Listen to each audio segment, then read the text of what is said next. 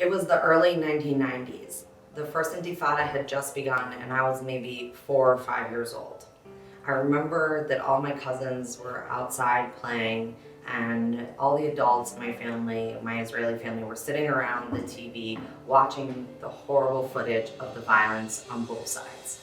And in sort of my naivete as a 5-year-old, I remember asking my dad, Abba, why do people fight if peace makes you happy? It was in college that I really started to explore the different narratives behind both sides of the Israeli-Palestinian conflict. I guess growing up, I had really had a lot of exposure to the Israeli narrative and the Israeli side of the story. When I got to college, it was time to learn more about the other side.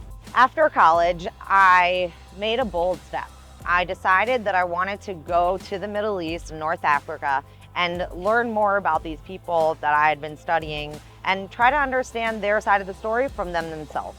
So I got the Thomas J. Watson Fellowship, which was an amazing opportunity to go to the region for a full year and conduct that research.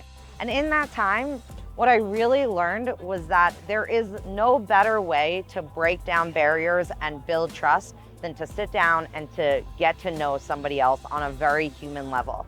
And what I found was those conversations were always better and easier and more meaningful when they happened over a meal. Since 2010, I've been working with Israelis and Palestinians on conflict resolution, peace building, and community building. And I did that in a couple different capacities.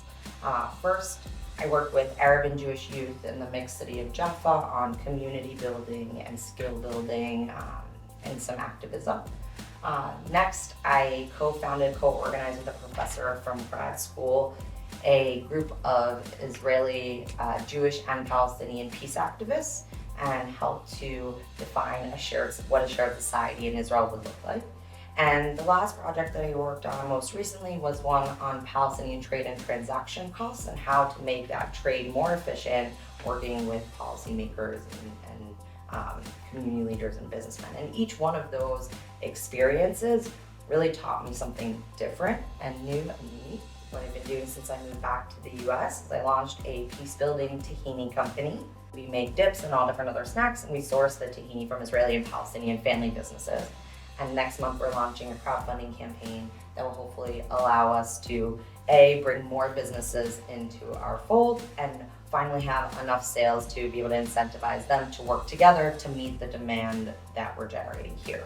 So it's this hopefully holistic, symbiotic relationship between Americans who love tahini and Israelis and Palestinians who love to make tahini.